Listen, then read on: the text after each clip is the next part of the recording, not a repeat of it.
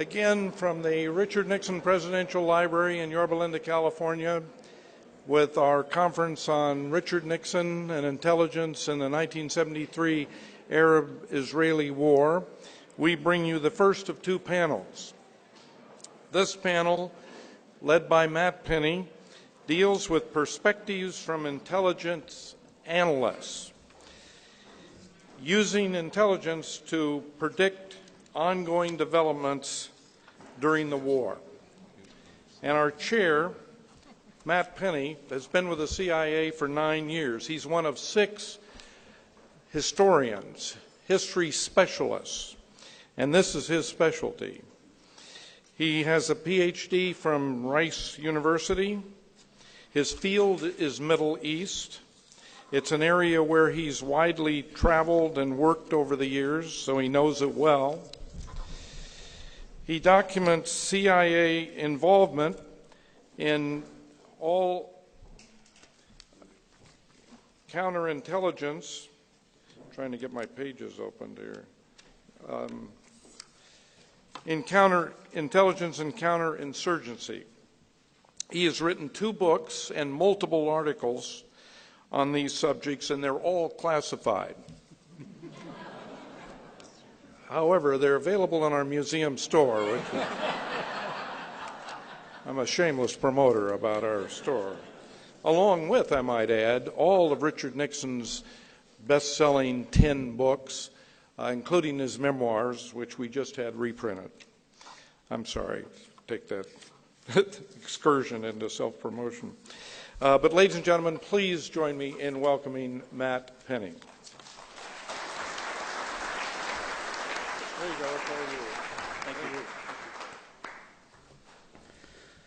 Thank you. We have a fascinating panel here composed of former analysts, so they're going to have a lot of interesting things to say. I should start by saying that as a historian who studies the Middle East, I have to note that what we're doing today here is a bit untrendy. We're bringing new perspectives to a Middle Eastern topic from the Washington viewpoint. If you go to any stylish Middle East history conference, you're not supposed to do that. If you want to bring something new to the field, you use indigenous sources. The new perspectives are from the inside of the Middle East, looking out. You'll see at the conferences or the programs or at the universities, they'll say, the old way of doing Middle Eastern history is to look at it from the outside in. The new way is from the inside out. And then most of the time the resulting products just look like all the other histories anyway. So in today's proceedings, we're quite unapologetically doing it, quote, the old way. The reason we are is that we actually do have new information. Many documents are being released. We do have new perspectives. We're able to say some things now that we have not been before. We have some people who have not engaged extensively with the public before on this program. And also you see that even when you're looking at Washington's view of an issue and how analysts think and behave and write, they do have to understand the region from the middle out. You do have to treat the issue in its own context. We see from some of the documents in this collection, for example, that our analysts did think about the indigenous frameworks of how Syria or Egypt might act. They did consider that Egyptian President Sadat might initiate a conflict he thought he might lose or would lose militarily. And if that wasn't logical by U.S. standards, it made some sense by Egyptian standards to restore Arab prestige, to invite the intervention of the great powers and force a more favorable settlement that may have occurred otherwise. I'll also say a word about just analysts. We make a lot of references today, what analysts said, analysts thought, analysts wrote. Often we're talking about the most formal published record. And I should say that there is a difference between that formal published record and the diversity of thought, the arguments, the debates, the dissent. That occurs at the working level, but often it's minimized in that final product. The final product doesn't show that diversity. It may minimize that dissent. It may also not appreciate that different analytical units saw an issue in different ways. For example, a military analyst might look at a certain buildup and say this is or is not preparatory for war. A political analyst might say, well, that's fundamentally a political or strategic decision, and we disagree, whichever way it goes. You'll also see that there is a difference between working level analysts and the layers of management. Often the more risky thought can get eliminated during the process of review. It's easier to go with the things that are closer to the status quo. And so I expect today we're going to hear some of these perspectives that are below, more granular, and maybe even more interesting than what was the most official final record from the analyst's discourse. I'll also point out that even when analysts do get it right, it may not matter. Policymakers don't always listen to intelligence analysis.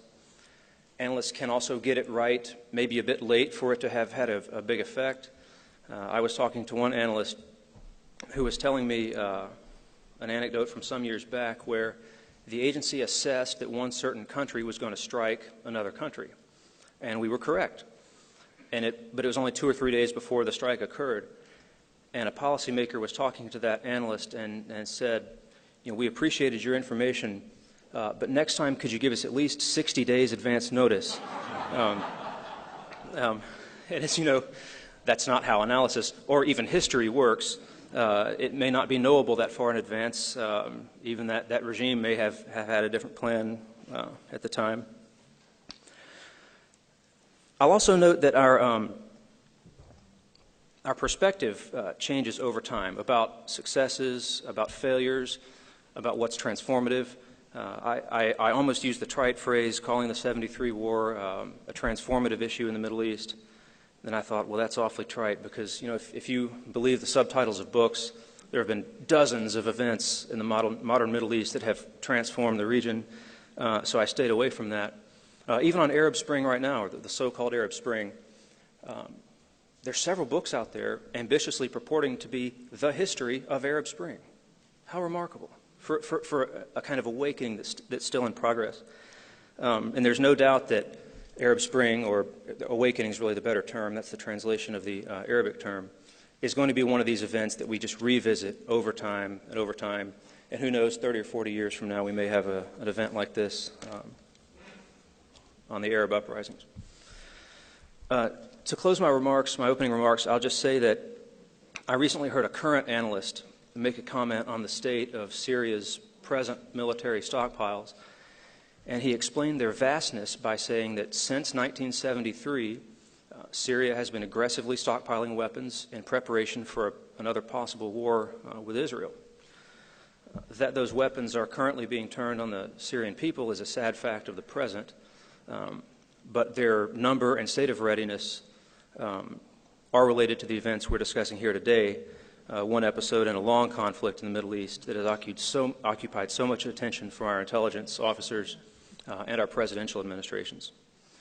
So with that, I'll introduce our three panelists. First is Richard Kovar. Dick Kovar is a longtime analyst who worked the Arab-Israeli account in the early 1970s. He was on the task force that covered the 1973 war. He later served as the editor for the journal, our in-house journal, Studies in Intelligence, and then after that was a PDB editor and briefer. Next is Martha Kessler. Martha is also a longtime agency analyst. Martha Neff Kessler, I should say, because Martha Neff was her name at the time. Martha served 3 tours on the National Intelligence Council with the Middle East portfolio, and she's the author of a book, Syria, A Fragile Mosaic of Power. Last but not least, Dr. Emil Nakle came to CIA after 26 years in academia. Dr. Nakle founded our PISAP, Political Islam Strategic Analysis Program, and was a founding member of our Senior Analytics Service. So I'm excited to have these panelists here today. I think they're going to bring some interesting and new perspectives, so join me in welcoming them.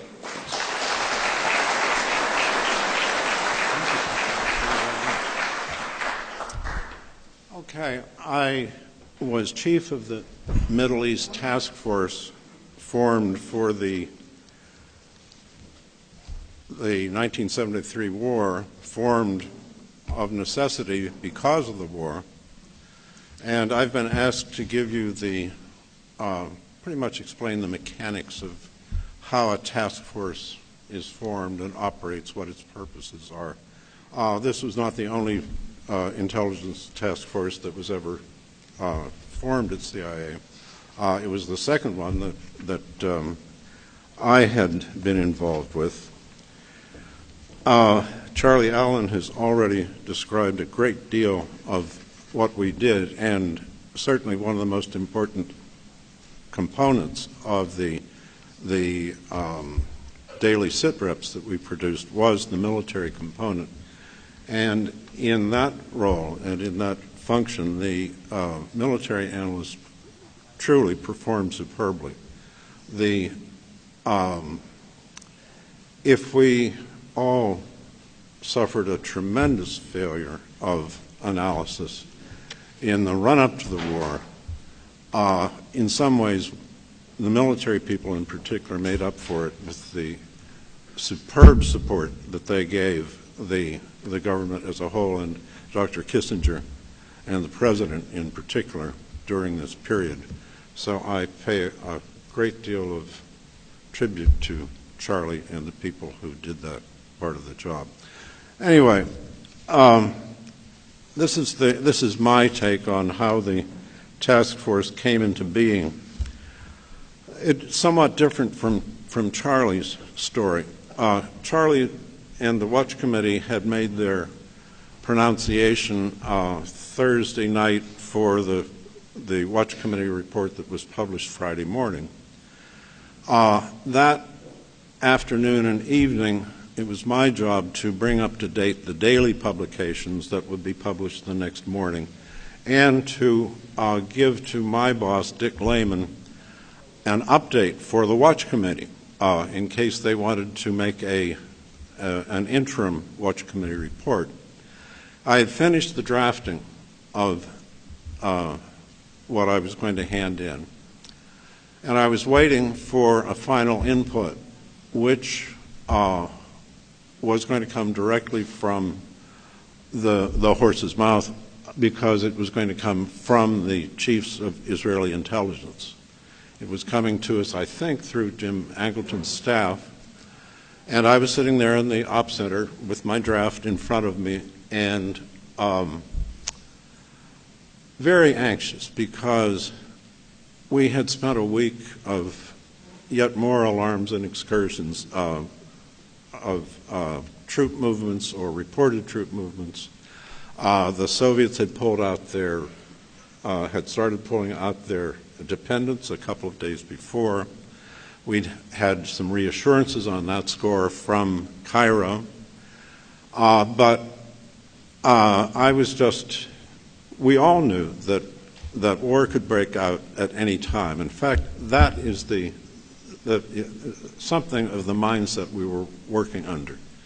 And I didn't realize it at the time, but when I've gone back to try to live through those days again, what was maybe uppermost in my mind without my realizing it was there was that if we called this wrong, if we set off an alarm, we could be responsible for starting this war.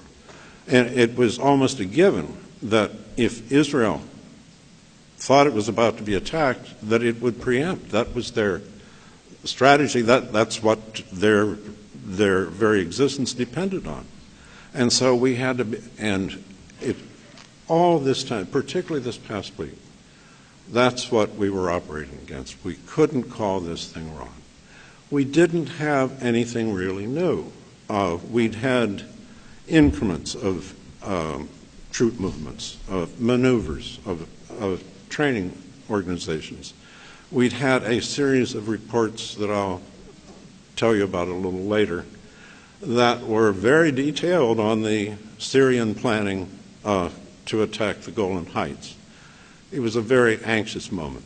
And yet, we had this confidence. How could war break out? The Arabs, especially the Egyptians, couldn't attack. They couldn't get across the canal. If they did get even in fact, we had our military people, along with people from the Pentagon, had gone out to the Sinai and they had walked up and down the canal, and they looked at these huge berms that had been built up on both sides of the canal. The first thing an attacking force had to do was get over its own berm, down into the canal, across the canal somehow, up the side of the canal, over the opposing berm. How was anybody going to attack across that? Okay. I'm sitting here waiting, and the phone rings, and somebody on Angleton's staff has the net assessment of the Israeli intelligence chiefs. I think they must have gotten it in Hebrew because he was dictating it very slowly in English to me. I had a typist on the other phone. And he ran through this, given that this is happening and given that that is happening and this, that, and the other thing. I said, look, the secretary will take down the text. Give me the last line. And the last line was something like that. Given all this, we believe that the chances of any action are low. And it ended right there. I handed the thing over to the typist. I told the typist to take down the rest of the text. I signed off on my draft. I handed it over to Dick Lehman's secretary. And for the first time in certainly weeks, instead of hanging around the op center, I was going to go out and have dinner. And I did. I was so sure. If the Israelis said nothing's going to happen, nothing's going to happen. I went home. I went out to dinner. I got home late. I went to bed. The phone rang. Unlike Charlie Allen, I wasn't called until the attack actually occurred. The op center called me when they got the first news of action, combat action. When I got in there to the op center, the first thing they handed me were about a dozen transcripts of the last messages from the Israeli soldiers in the bunkers along the canal. Things like the bunkers collapsed, they're breaking in, stuff like that. Goodbye, Mama. I'd never heard a shot fired in anger myself, and here this stuff, it hit me very hard. Okay. Within no more than a couple of hours, we had our first sit-rep out. I didn't know that they were still unsure what was happening down at the Pentagon or down at the Wasik. And I can't jive my hours with Charlie's hours, but I just know that the fighting was already going on, and we sat down, and people from Charlie's office, people from my office, took everything that we had there. A lot of it was just press reports. Some of it was genuine intelligence. A lot of the combat activity going on was in plain text. We had the means to get a little bit of that stuff, and then we had reports finally from our embassies and our attachés and people like that.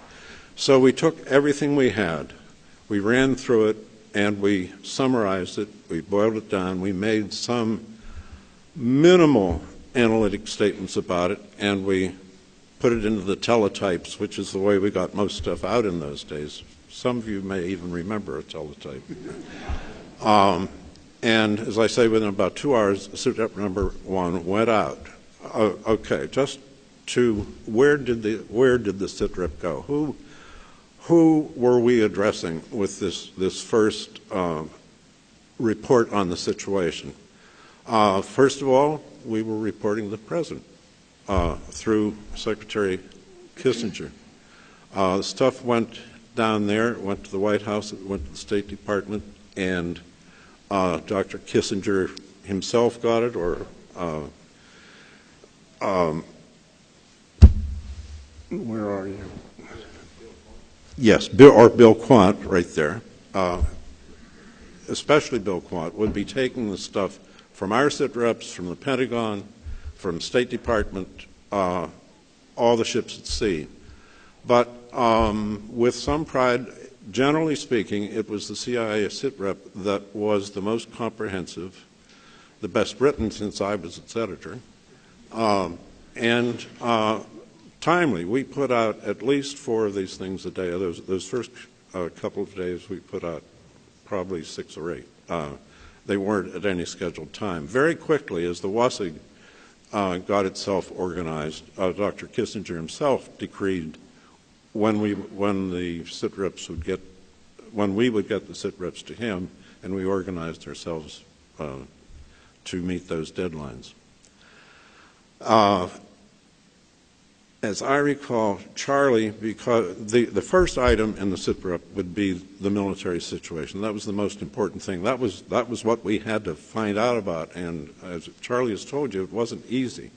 We did not have a lot of means, collection means to find these things out. Sometimes we use news reports and they turned out to be accurate enough. Other times we would just have to take the communiques from the 2 parties. Charlie also alluded to a problem there. For a wonder, and very differently, in this war, at least the first few days, it was the Israelis who were minimizing, in fact, underreporting their casualties, their losses. The Egyptians, for a wonder, were not exaggerating the effects of their attacks, and were pretty accurate on their losses. It was a wonder to us, but it was for a while there. We didn't do too badly at all, just using the communiques of the 2 sides, and they came with fair frequency, and it made it possible for us to give a pretty good cumulative summary of what was going on. And in no more than a few days, we were putting out a very professional, mostly repertorial product that covered not just that situation in the Sinai and the Golan Heights, but everything that fed into it and that was fed into by this thing. The very first thing Kissinger needed to know was, what's the Soviet position in this? And for the rest of the crisis, that concern was parallel with the situation in the Middle East. Dr. Kissinger, the way I saw it, was always looking over his shoulder. What are the Soviets up to? How is this hitting them? What might they be involved in? What could we, the United States, do that not only would deal with the situation, but do something about our relationship with the Soviet Union? So that Soviet angle was important all the way through. We needed, as the Arab states reacted to this situation, and eventually there was this Arab oil embargo, and then a cutting back of Arab supplies of oil that became a crisis all by itself. This brought in economists, and we had some good ones. The economists too were involved in the task that Charlie was telling you about. What were the Soviets shipping in to Cairo and Damascus? And these guys had developed, well, back during the Cuban Missile Crisis, for instance, we called them cratologists then, because what they were doing was looking at the size and dimensions of crates and figuring out what was in the crates. We couldn't see inside the Soviet cargo planes that were going in, but we knew what that plane's capacity was. We had a sense of what an army used up in combat, and so we could make some estimates, ballpark estimates, and they were very useful. So these are some of the things, some of the elements of the SITREPs that made it useful all around the government. Now, our customers, I told you, Dr. Kissinger primarily, and his requirements came back to us. Bill Colby would stop at the our little conference room where we had set up our operation every day before he went down to the White House for a meeting. He would stop there, get the latest SITREP plus any stuff that we'd collected, lake cables or news reports, and that was the basis for his briefing when he got to the meeting. Mostly at the end of every WESIG meeting, he stopped at the operations center and told us what had gone on and asked if there was any new news. And he was Charlie has told you, he was a very easy director to work for, and smart. So those are our principal customers for the SITREP, but there were some others and some that might surprise you. I had a daily chore of providing a sanitized SITREP to each of the chiefs of reports for two of our operations directors area divisions. The West European division wanted the SITREPs to hand out to pass to their ambassadors. The station chiefs wanted to be able to pass these to their ambassadors, to their clients, to their liaison, sometimes, and who knows what else. The Near East people even more wanted to have the stuff from outside of the Middle East that was in our SITREPs, like the reactions of European governments to the crisis. And the problem was that neither of these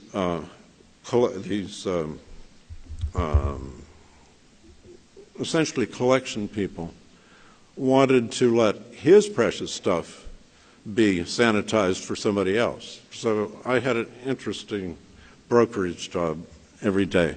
But these things were very useful. It was very useful to the DO to have this premium reporting right from the heart of government in Washington, D.C., where all the real intelligence was coming from. Charlie, I think, referred to briefing some of the congressional committees, and we did make, I don't know that we made SITREPs available to them, but from time to time we would put out special products for them. Attached to the SITREPs would often be some of the products that had been called for from the White House or from some of our other clients. A lot of analytical products went out there. I don't know how many hundred are listed in the program today, but it wasn't the task force that turned out the genuinely analytical stuff. These problems went to the usual production offices, the area offices, the geographers, the economists, and the military people, and the reports were provided directly from them. But they would come through the task force because Mr. Colby would pick them up on his way downtown. That is pretty much what a task force was and what we did.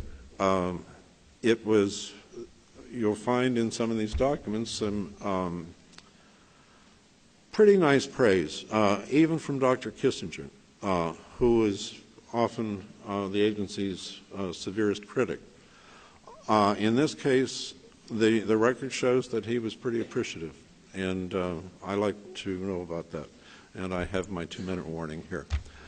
Okay, what did we learn from all of this?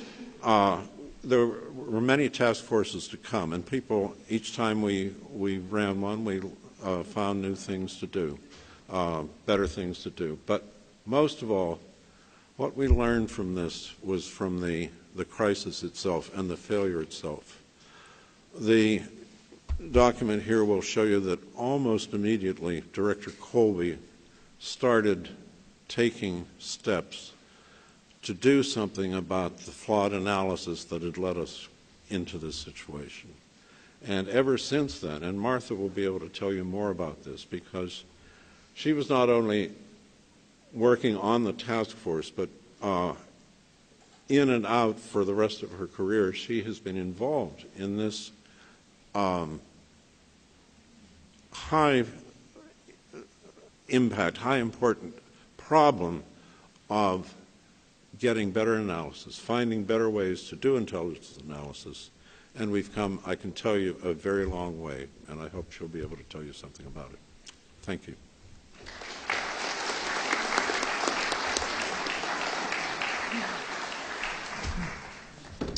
Okay. I am going to try to make 3 basic points. The 3 track with 3 phases of my career, and the first part will address the 1973 war. When I was a brand new analyst, I was a little less than 2 years out of my training. I was still in my probationary period, and I had never been to the Middle East under the aegis of the agency. So I was just maybe 2 steps away from being a bobblehead sitting there trying to learn how to do this work.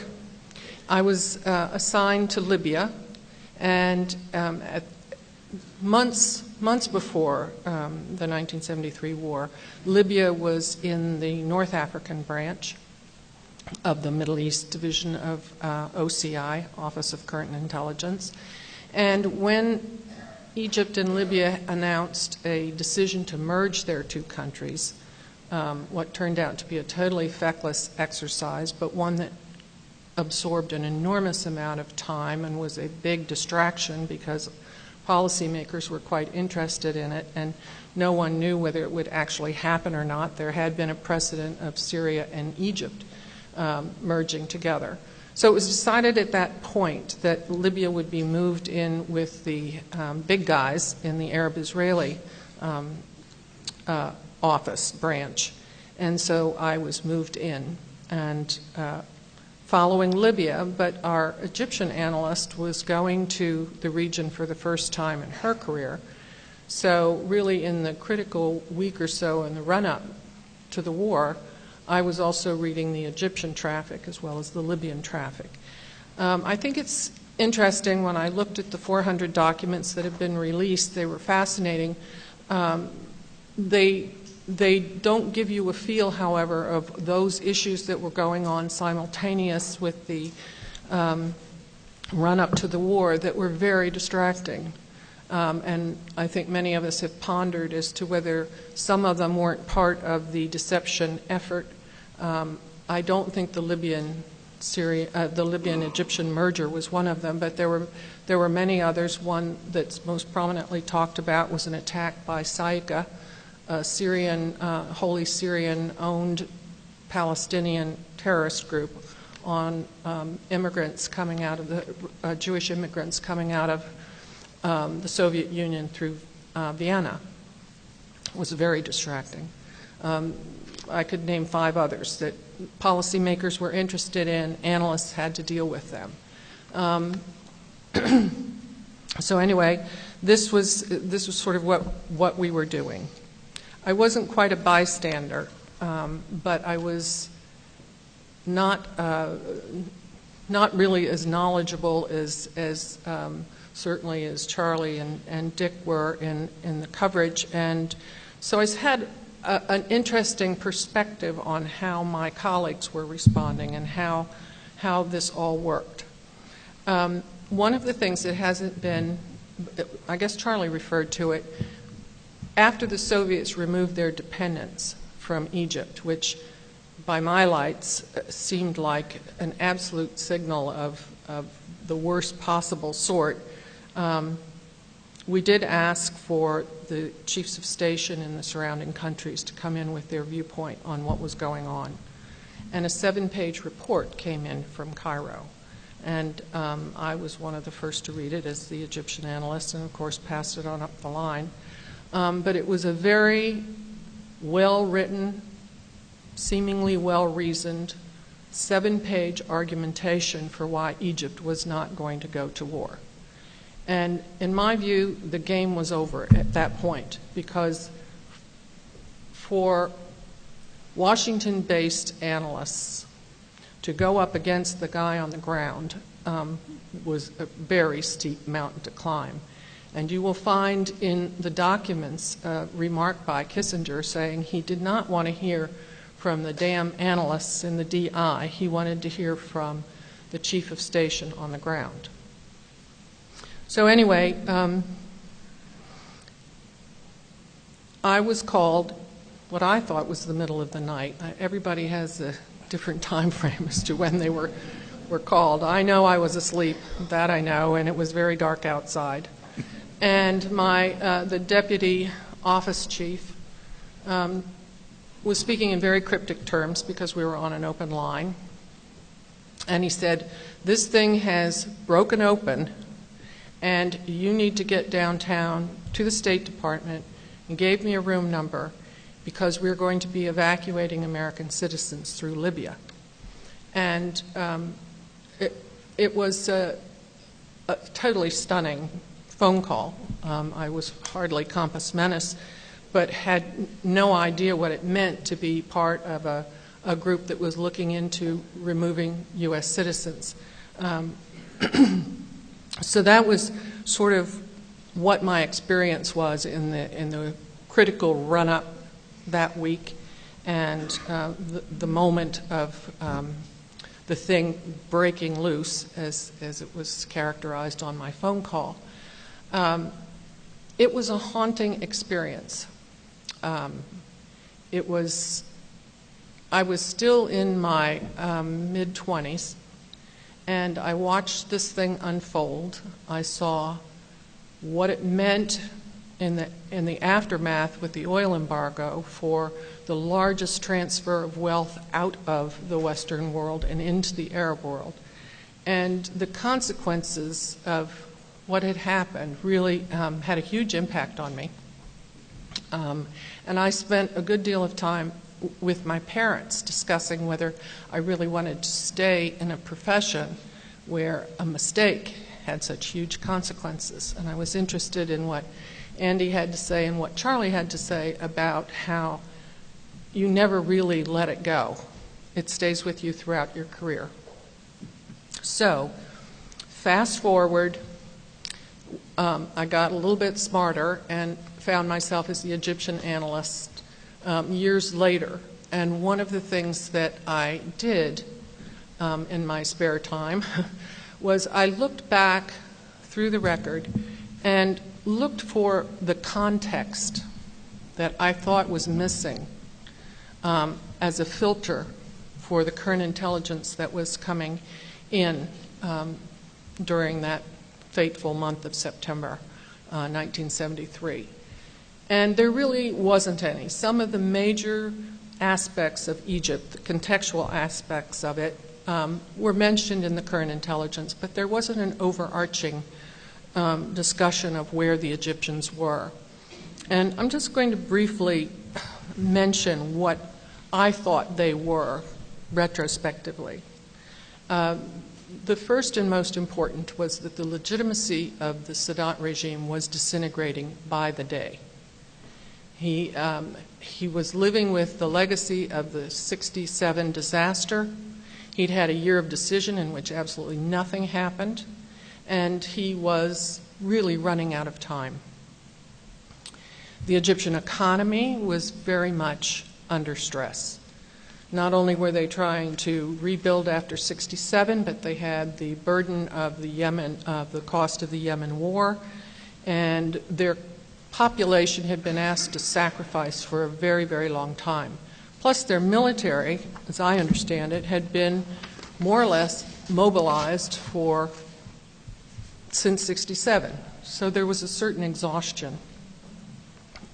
There was also the humiliation factor both in the eyes of the Arab world and of the supporters of Egypt in Europe and in the non-aligned world. And the credibility of Sadat particularly was also disintegrating. Another factor which I think was very important was the attitude of the Israelis. They virtually taunted the Egyptians and were extremely arrogant in their discussion of what they were going to do with the Sinai, the building of Yamit, and it was sort of a constant reminder of those horrible failures of '67. But I think the two most important aspects, contextual aspects, that needed to be the filter through which we looked at current intelligence were the fact that détente was not working in Egypt's favor. Sadat felt like he was running out of time. And he also had had a very difficult time eliciting from the Soviets what he needed to rebuild his military. He basically had to do a begging bowl operation, just as Nasser had done. And I think he may have thought he was at the apex of what he was going to be able to throw at the Israelis. So I think that if there had been that construct through which the current intelligence information had been filtered, we would have had a much stronger case in our own minds about whether Sadat was going to go to war or not. I would sort of end that by saying that deception, and this was really good deception, is very, very hard to uncover. And in the wake of 1973 and in the wake of other times when we have been surprised, we've spent a lot of time trying to help analysts understand how to deal with deception. And then finally, the last part of my career has really been engaged in teaching new analytic techniques and tools for dealing with the kinds of things that really we faced in '73, we faced in 2001 during the Iraq War, new ways of looking at information that are more helpful. I've already talked at some length about context. Some of the other tools that we have developed are assumptions checks. Think of what it would have meant to have been able to uncover our feelings that Israelis always win wars, Arabs always lose them, and had a much clearer idea about what our biases and assumptions were.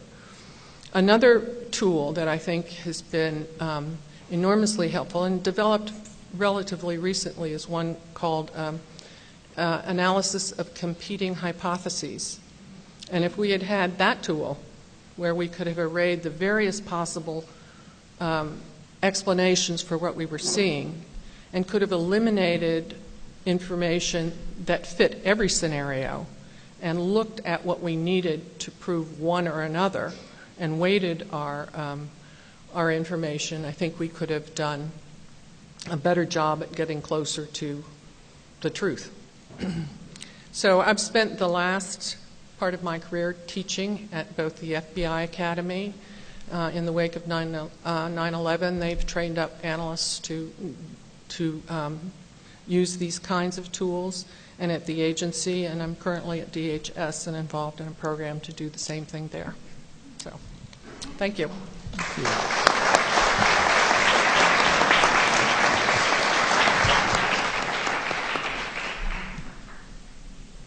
Good afternoon. Thank you for the invitation to participate in this, what I think is very, very important conference. It's like giving academics all kinds of candies when they look at unclassified documents from so many years back. I started looking at the October '73 war 10 years ago when I was asked to write an article for a book commemorating the 50th anniversary of the DI. And so I was asked to write on the '67 war.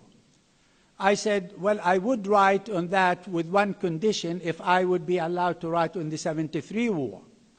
because one is a success and one is a failure, and we need to look at both.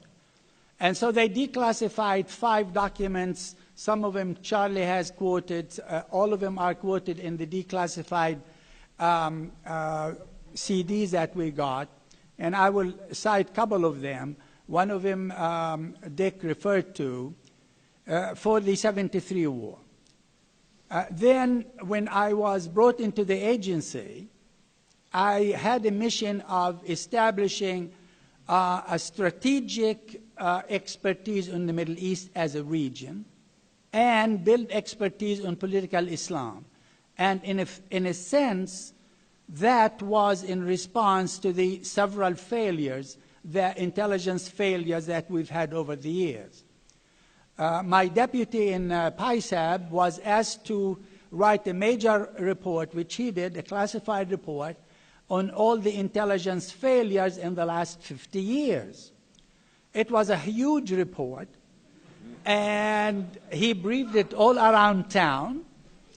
I promoted him from 15 to SIS based on that report.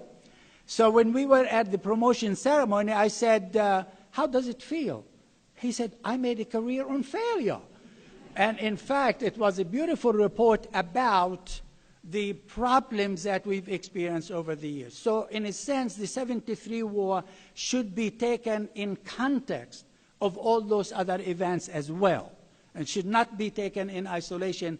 As Martha indicated, there is a context for that.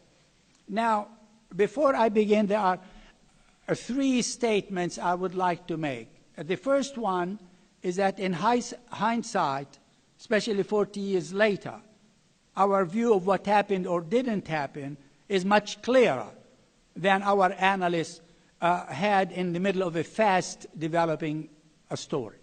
Now, I think this is not just for charitable reasons, but for real reasons. That, in fact, when you are pushed to do current intelligence, you really don't have time to do all that analysis about alternative scenarios, alternative points of view. You would just have to respond. Second, that although all source intelligence, especially collection and analysis, has become much more sophisticated in the last 4 decades, especially with regard to context, leaders' decision-making processes, their intent, motivations, strategic thinking, and this denial and deception.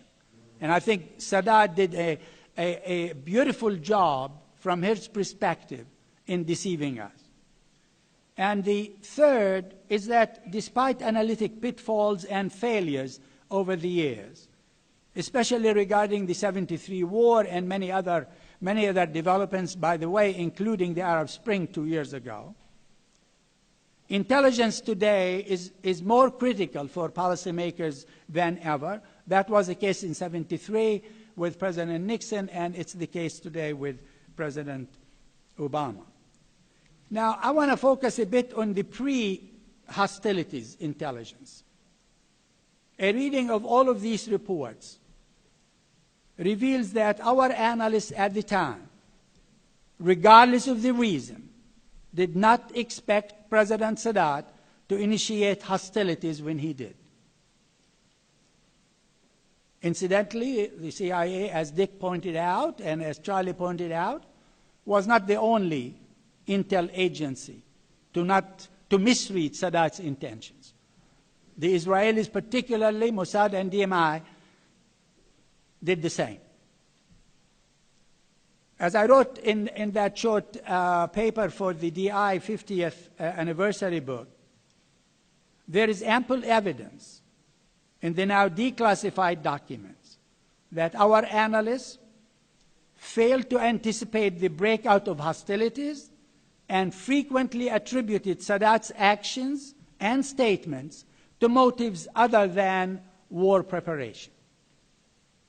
Now, although context, expertise, and data mining were key to our analysts' efforts at the time to figure out what Sadat was up to, the analysts, unfortunately, were lulled into complacency by a mindset bigger than any individual analyst or team chief that was involved in that operation. And I wanted, looking at that big report that my deputy did on all those failures and on the 73 war, I wanted to kind of just highlight a few of these faulty assumptions on which our analysts have operated and unfortunately led to some of these failures. You can identify more, and they identified a bunch of them. I just wanted to kind of summarize these assumptions. The first, I consider Western logic and analytical mode of thinking. As an example, I will offer one question on each of these. The question that arose at the time was, how could Sadat go to war from such a weak military position, knowing that he would be defeated? It didn't make sense. The second assumption, our Israeli friends' assessment. A question, why would we second-guess Israeli Mossad and military intelligence if they judged Sadat was not preparing for war? Third, a benign understanding of Egypt's recent history. For example, as Egypt had conducted military exercises annually and semi-annually in October and May, why should the October 73 exercises be any different? Fourth, a lack of understanding of Sadat's strategic political calculations. We did not focus much at all on his political calculations. What were his political calculations and goals? Ending the Israeli occupation of Sinai, reopening the Suez Canal, disengaging from the Soviet Union in the long run, or getting closer to the United States. And we did not figure out how those four political objectives would serve or would persuade him to go to war, knowing full well he would lose that war. Fifth, a misguided notion of the Middle East culture. For example, how could the Arabs agree among themselves to develop such a daring war plan and yet keep it a secret? If Egyptians could not stand in line to get on a bus, how could they plan to cross the canal undetected and with such precision? It's like one Egyptian soldier, later on, an officer sent a telegram to the West saying, we still cannot stand in line to get on a bus, but we cross the canal. Sixth, acceptance of conventional wisdom and analytic assumptions at face value.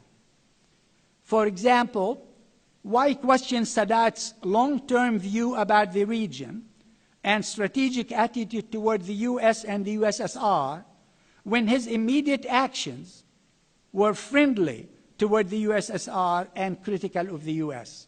Why would we think that really down deep he was interested in getting close to us, or, as our ambassador reported to Kissinger the following day from Tehran, that Sadat was really interested in working with us toward a full-fledged peace agreement with Israel?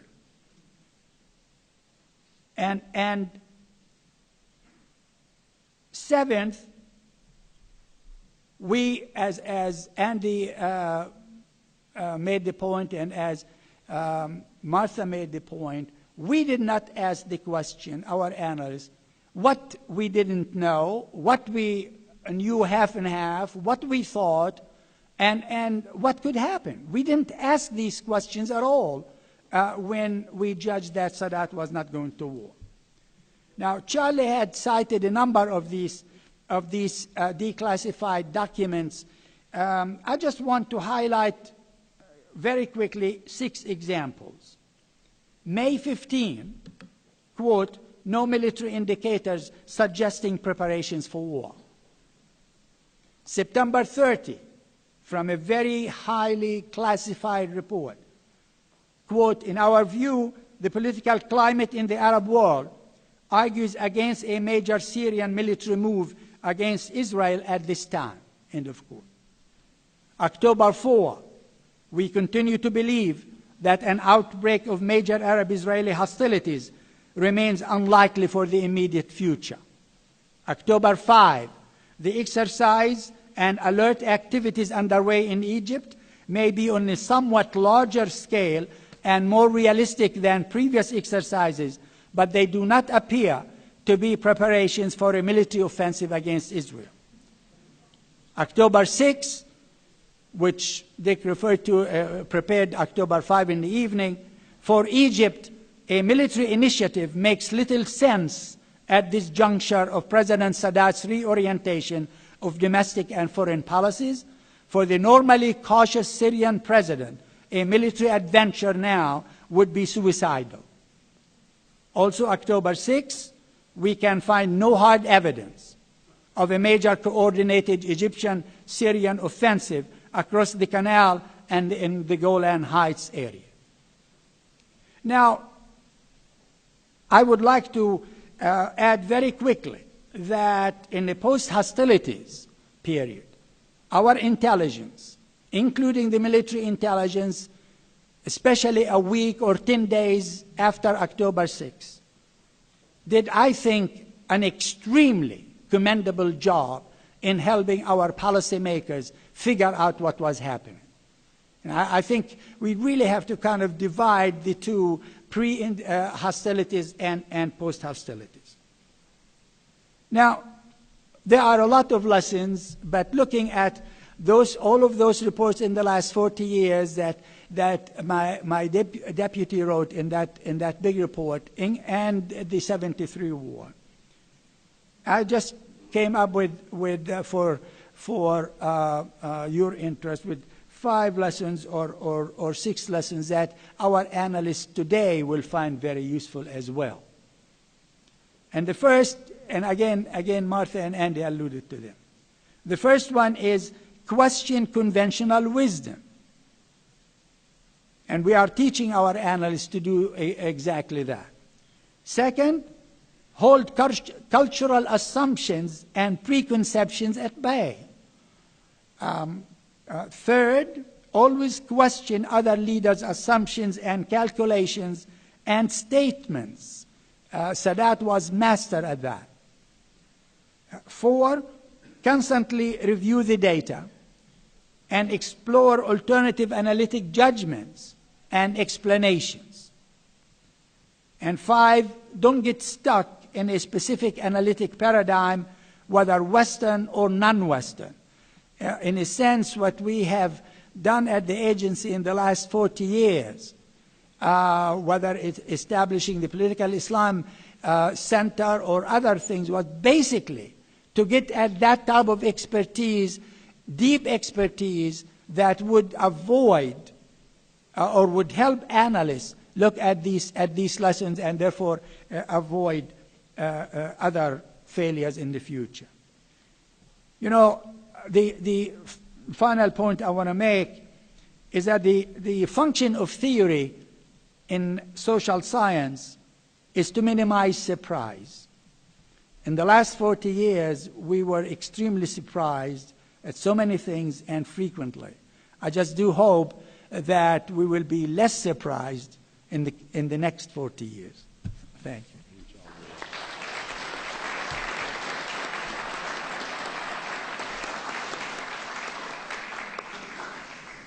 This leaves us with about 10 minutes for questions, and I understand we have some microphones ready, and I'm glad we get to do this because it gives you all a chance to participate a little bit. So if a question, show your hand, and one of the gentlemen with the microphone will find you.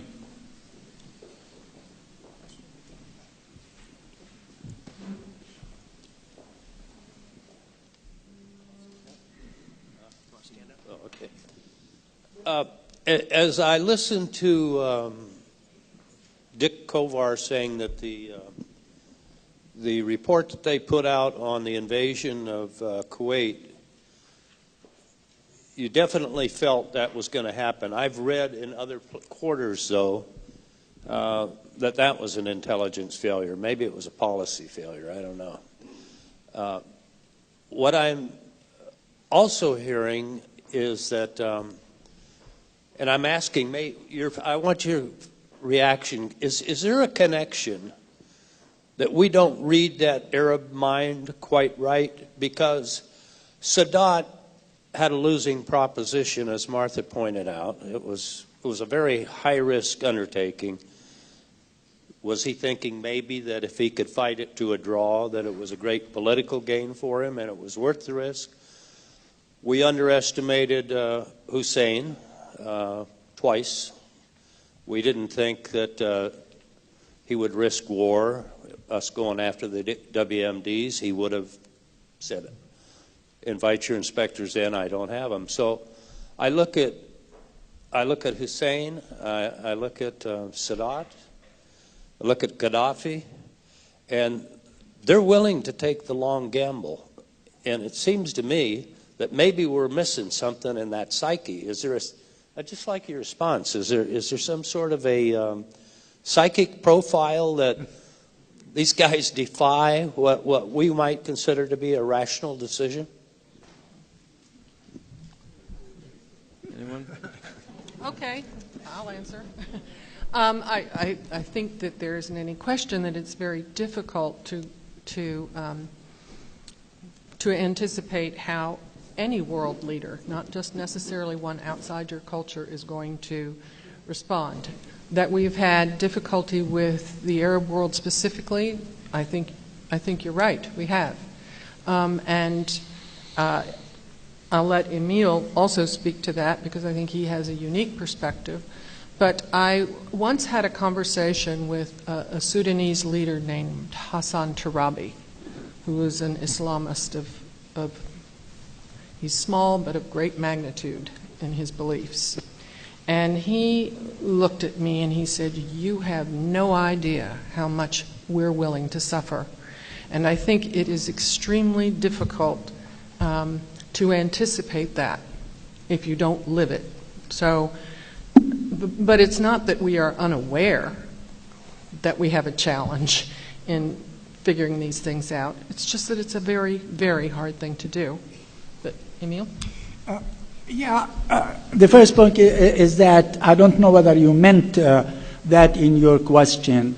I would like very gently to disabuse you of any notion that there is some cultural thing about these leaders that make him decide the way they do. These leaders individually decide what they perceive is in their interest at a particular time. I mean, when you look back at what Sadat did, I thought he was very strategic in his thinking.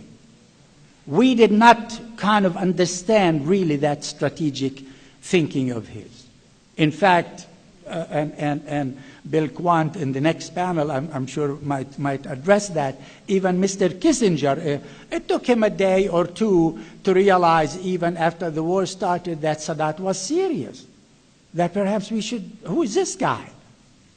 And then we realized that he had very serious objectives and he wanted to attain those. He didn't know how to attain those except through going to war and make us and the Israelis take notice of. I think that's an important point to keep in mind about how these leaders behave. Now, the example that Martha used, that's a different story when certain leaders, especially more recently, use Islam and their faith, if you will, to develop certain strategies. That was not the case with Sadat at all. Religion did not play a role in his going to war and dying and going to paradise and meeting 70 virgins up in paradise. That was not what drove him to act at that moment. It was his conception of national interest and his strategic political goals and how to attain. Sadat was Egypt's Churchill. and he was just as good at deception as Churchill had been. Oh, do I have a mic? Sorry. Sadat was Egypt's Churchill, and he was just as good at deception as Churchill had been at Normandy. And this isn't a cultural dissonance, as Emil has said. On the Kuwait failure or non-failure, I suggest you talk after Fred Hutchison's presentation in the next hour. Fred's the authority on that. He studied he did a post-mortem on the Kuwait thing. So let him answer that question. A lot of hands went up, but looking at my watch, I think we only have time for one more. And so there's a microphone back there. Several speakers have alluded to deception on the part of Anwar Sadat. What specifically are you referring to? What specifically was Sadat's deception? What was the specific deception? Because everyone's talking about deception.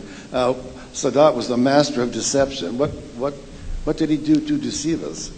The most important thing was the entire war plan was kept secret until they actually crossed the canal. And they started planning it months and months and months before. And there's an excellent book called The Road to Ramadan that was written by Mohammed Heikel that outlines all of the steps that they took to hide their intentions from the West and from other Arabs. And it was really quite brilliant, quite surprising that they were able to keep the information concerning their strategy and the build-up and all the rest of it among a very small group of people in Syria and in Egypt. They did it largely under the cover of a military exercise called Liberation 23, which was just supposed to be an exercise. It turned out to be a war. The berms I told you about, the artificial sand dunes that were built up on both sides of the canal, that was part of the deception. I didn't tell you how they got across those berms. They had ordered a dozen water cannon from East Germany, the kinds of things you use in riot control. And they marched them up to the dunes, and they just washed them away. They had built the dunes. Yeah, They built the dunes. They built the berms Yeah. for $30 million. This was a strapped economy. But they built those berms to hide the equipment behind it. And then they blasted through it, and it was like flat ground again. Thanks. Well, thank you, and will you join me once again in thanking our panelists? Thank you. That was good. Thank you. What do you think, both?